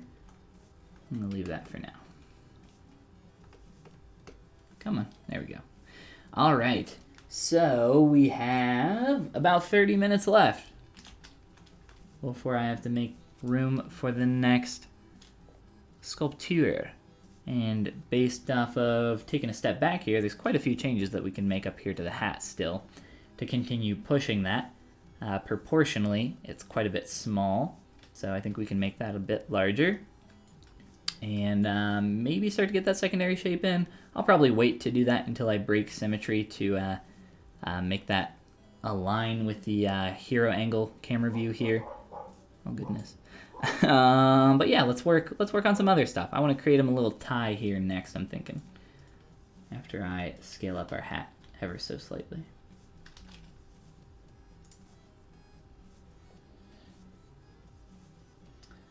Let's see.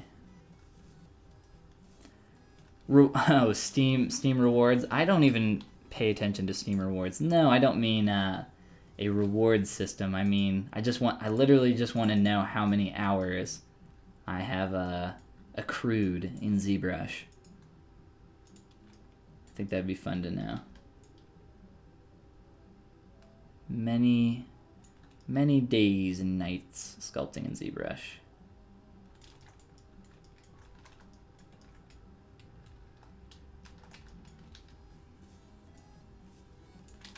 Like anything else, just takes a long time to get good at.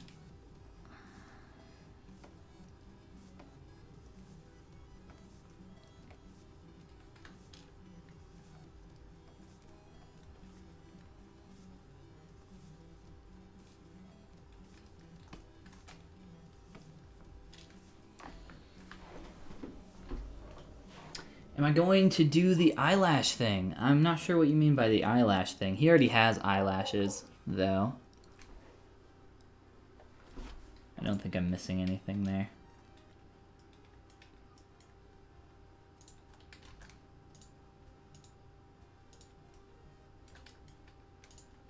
I don't know if you saw it earlier, but I was showing off the... Whoops, come back. The eyelash here when I was working on my cube tube brush. So I use the cube tube brush. It's my custom brush. It's over on my Gumroad. But essentially, it's just a simple, clean tube. It gives you some really nice end caps. It's a tri-parts welded IMM brush. But that's how I made the lashes there. It's good stuff. I'm gonna delete our little T-pose. And let's take a look at some other stuff here in the body while we are trucking forward. But yes, he's come a long way in the face. I'm liking the changes there. All right, so a tie. Ties are always fun. I think they're pretty easy to do. Just a tube of geometry. Honestly, I could use the cube tube for pretty much the whole thing. We could poly model this. We could just pull and stretch and squash with move brush. What are you guys feeling? What are we feeling today? Maybe some combination of all the above. A lot of the time, I like to start sculpting quickly with Dynamesh and just kind of squashing my geometry all over the place. And then I'll do some quick retopo in ZBrush with ZRemesher in the ZModeler brush. But you have to know how to use the ZModeler brush pretty well to be able to do that, just because there's a lot of things that need to be tweaked and played with. Ugh, this is hard to get in on. Let me turn off the collar.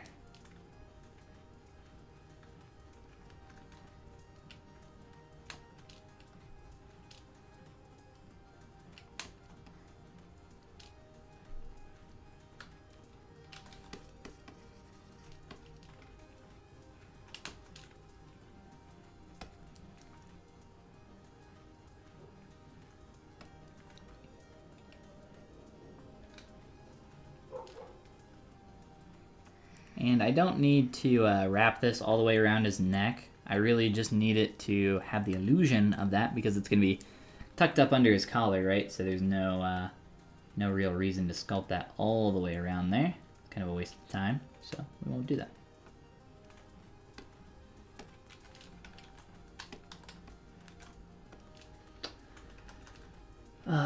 Now you're looking like a real man. That's right. Get that tie on there. Real men wear ties, right? All right.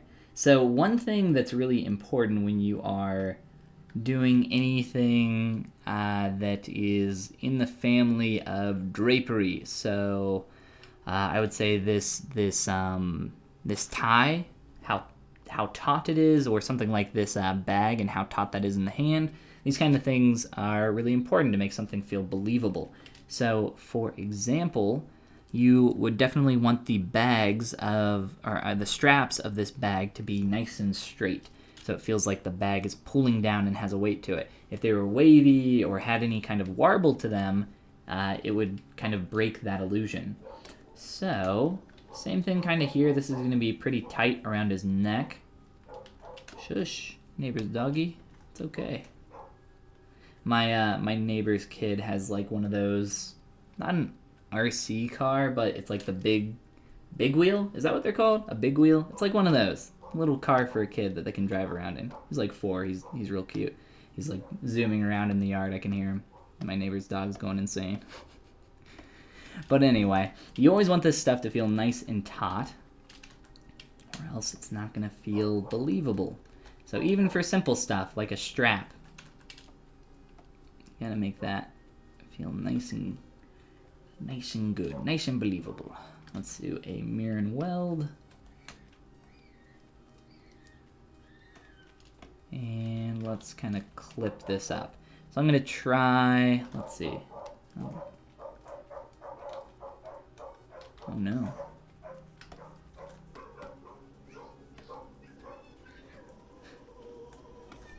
All right.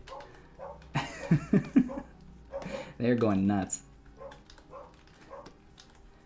I'm just doing a few quick clips and slices here. Clean that up. Oh, here in weld. I had perspective on. So whenever you are slicing or cutting geometry from the profile, always make sure that you have perspective turned off, or it will skew your slice. It gets really, really frustrating to deal with that stuff. Kind of reshape this up a bit. And I'm thinking, do I really care about the topology here? How clean do I want this to be? Probably not that big of a deal. I'll just leave it for now, and maybe we can come back and clean it up later. Let's do the cube tube brush though to pull down. Create the actual tie here, the length of the tie. Alright, so we got that. Let's go into our stroke menu, turn on size. See what that's doing with the curve fall off. So we want to go a little bit smaller to a little bit larger. And then at the very end, it tapers back down to be smaller. Swoop. Let's make our brush size, our draw size a little bit larger. Huh. Alright, so I think that's basically what we are looking for. Let's make this come up a little bit earlier though. So something like that. And we need an edge loop down the middle so that we can actually get the point there. How do you control the camera, or movement of the camera in ZBrush? I can't even move the camera with my mouse. So you can, it sounds like you're very, very new to ZBrush, so I would recommend, just watching a quick tutorial. But right click is the answer to move and rotate around your object. Holding Alt and right clicking will let you move your object around. Pan is what it's called. And then holding Alt, clicking, and then letting go of Alt will let you zoom. So that is the hotkey for that. They're also over here if you want to move, zoom, or rotate.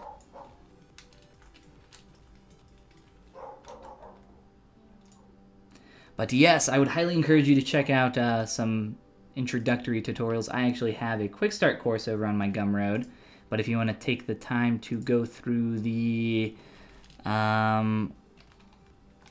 literally, here, I think if you Google ZBrush videos, it's the first one. We'll see. Z Classroom. It is the very first one. So go to Z Classroom. It's Pixelogic's official tutorials. And beginner, start here. And you can learn all about, they should be in the appropriate order. Maybe they're by category. There's a bunch in here, but it will teach you how to use every single thing in ZBrush. But like I said, if you want something a little bit more organized or concatenated to all the important stuff, there's always my How to ZBrush beginner course over on my Gumroad.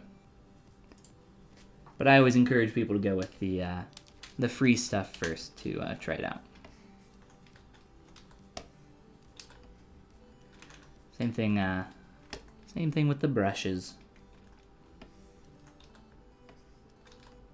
You're gonna end up figuring out what works best for you. And what works best for one person doesn't necessarily work best for everybody.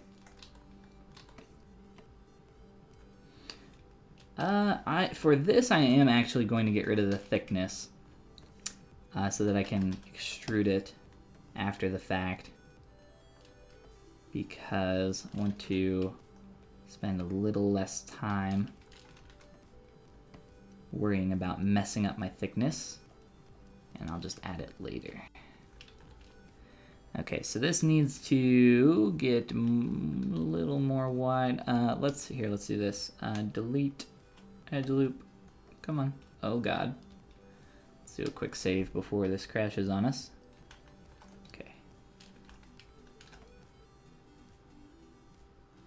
Wow. Oh, you know what? I think I know what's wrong. Here, let me see. I think I have two pieces of geometry perfectly overlaying each other. I'm not sure how.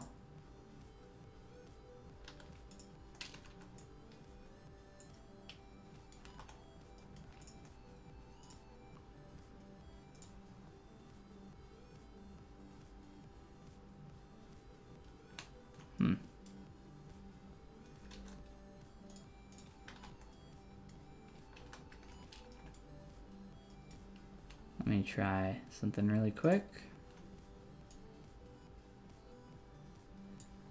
So some of the normals are acting weird. We're gonna undo back to this point.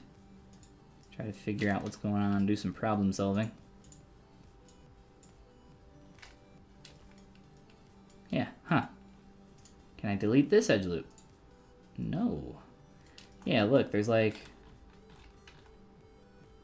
some kind of weird geometry overlay thing going on here. I'm not sure what's going on. Oh, you know what? I bet I know. I think that there are two pieces of geometry overlaid over each other, but I did a mirror and weld function. Oh my God, I've never had that happen, ever.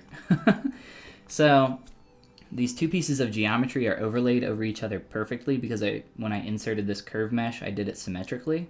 This is like such a rare issue that no one here will ever experience, but I'm going to explain it anyway. So when I did a mirror and weld function, it actually welded the verts of those two pieces of geometry over top of each other. That's so weird. I only did a mirror and weld because I was too lazy to put an edge loop in the middle of this. So it's like a quick little cheat way for me to put in a quick edge loop. That is so weird. Like I said, I've never had that one happen before. But now it'll work, so I can just delete these. Experience something new every day, right? New problems to fix.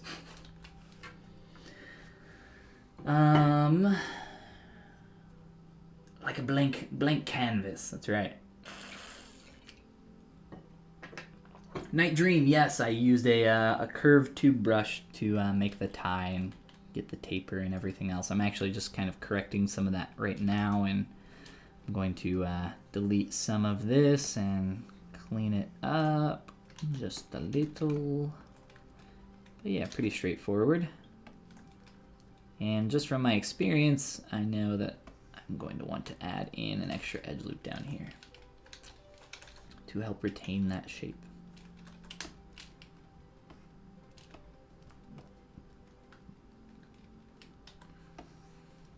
Whoa.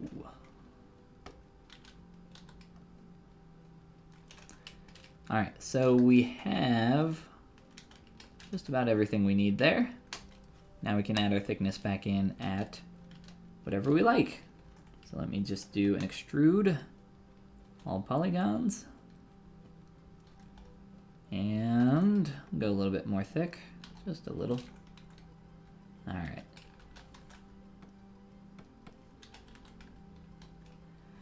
Another little trick here is instead of doing a crease down the middle of this shape, because that'll make everything really hard and tight to get that point. So now if we try to, move this later on, you see how it has a creased edge loop all the way through there? That feels really awkward. So there are a couple different ways you can get around that. You could try creasing just this edge, but then it kind of creates this kind of weird transition here as well. Could maybe try to crease a few more points, but really it ends up, I think, being more trouble than it's worth. So what I like to do is do a kind of softer bevel through here. Nice and tight, and it should retain that shape a little bit better while keeping the center line nice and clean. And I'm gonna do a little deformation inflate on this. Just to make it a little bit more thick.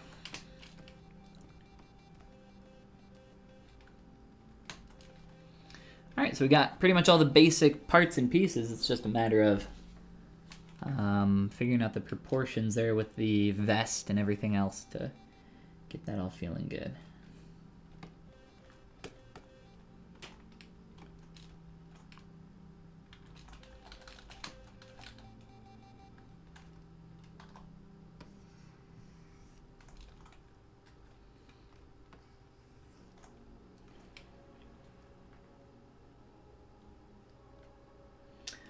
In your city, it's a little bit hard to find a normal school of VFX. Yeah, there's nothing like that around around me either. Completely self-taught over here.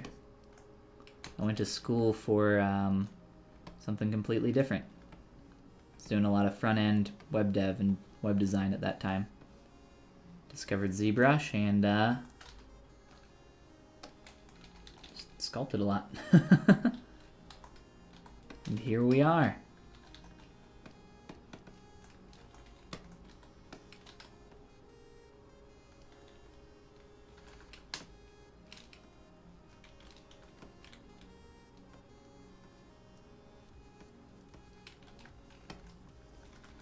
I think if you have the opportunity to go to school, though, it's very nice. There's a lot of really good benefits to it. If you got the money and the time and you want to go, heck yeah. I think school's awesome. I usually like school a lot, and I kind of wish I could go back just because I like the environment and I like learning a lot.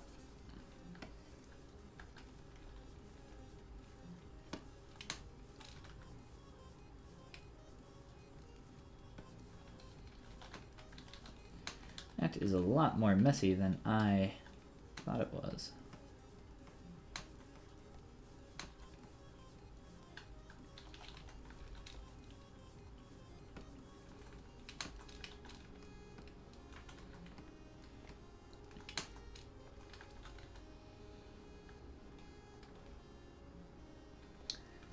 Alright, we need to fix a couple things.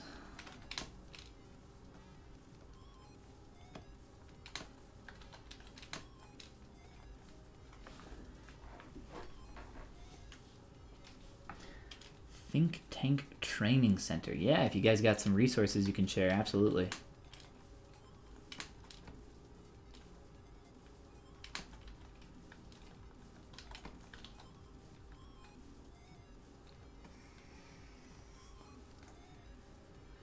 Oh, I'm kind of regretting giving this collar thickness when I did.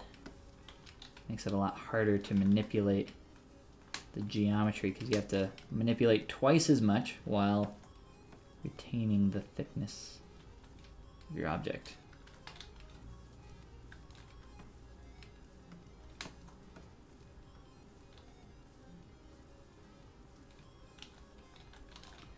I'm gonna delete this edge loop temporarily. It's just getting in the way. I'm about to delete the thickness off this thing. Redo it. Come on, here we go.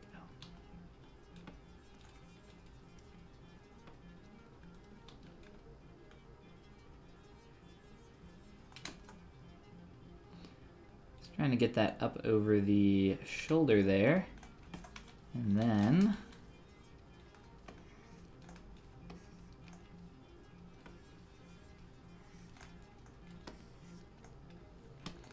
hopefully get some more height on this.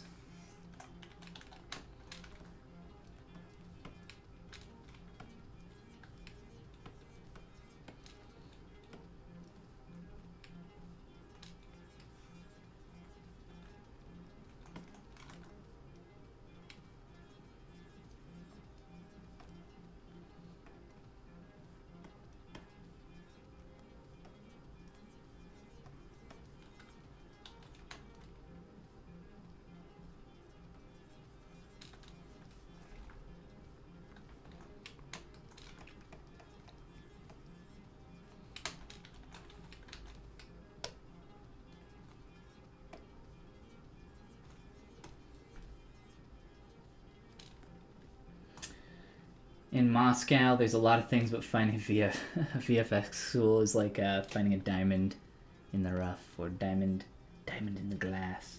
Bad comparison. Yeah, I want to go back to school too. It's rare that I'm not the only one. Most people hate school, I feel like.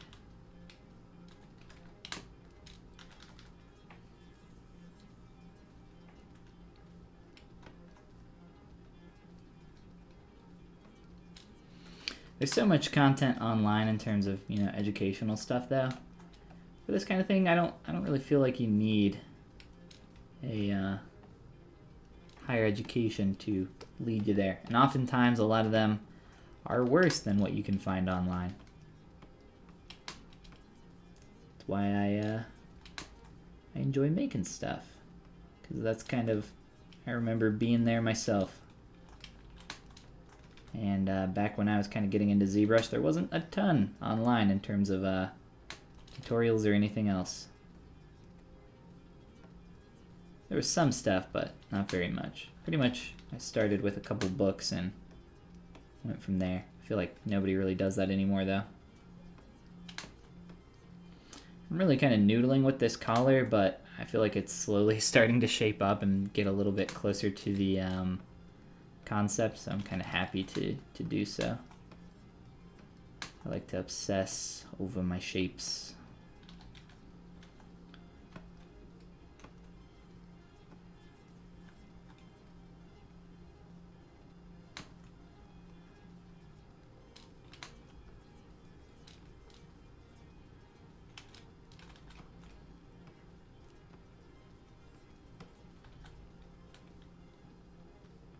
Alright, that's enough noodling on the collar.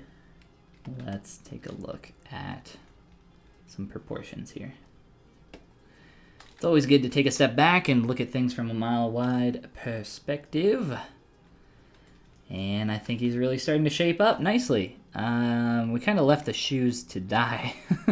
I started to do a couple things down there and then I stopped, but we can maybe go back to those here in a moment.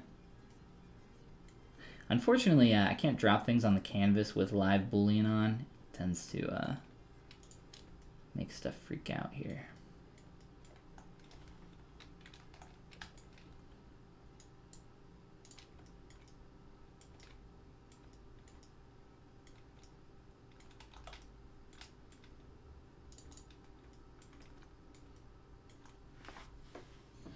Looks good. Well, thanks, man. Appreciate it.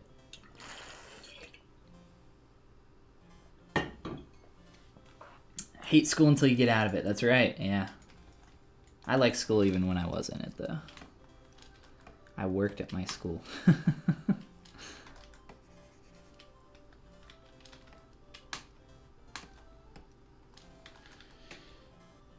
Is that all Vertex paint? Yes, it is Polypaint in ZBrush, but Polypaint is technically Vertex paint. Kind of just blocked out colors with a little bit more variation in the face, obviously.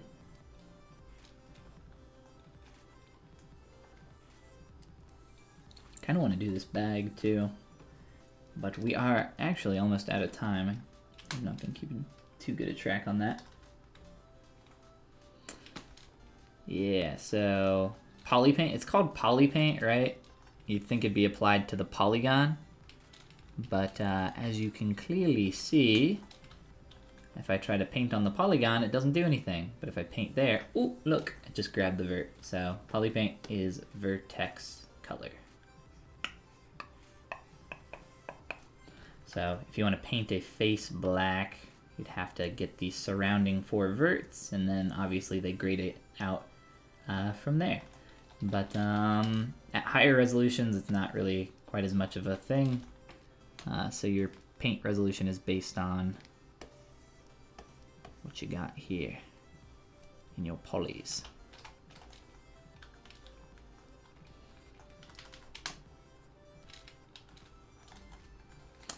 All right, so we got like 5 minutes, I guess. So any questions or last minute things that we can take care of, we shall do.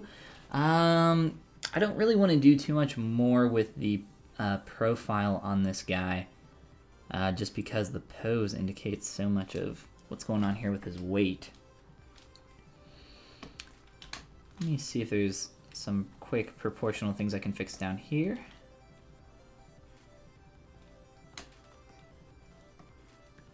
Start getting those legs beefed up a little. For what did we say? Larry Randallson? I need to save that.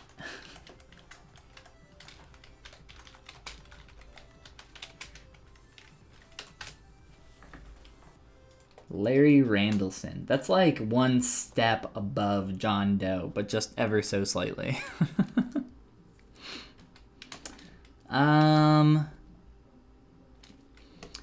You know what? We got a couple minutes here, so I'm gonna, as long as anybody doesn't have any questions, I'm gonna show you guys a cool extraction trick that I like to do for my geometry.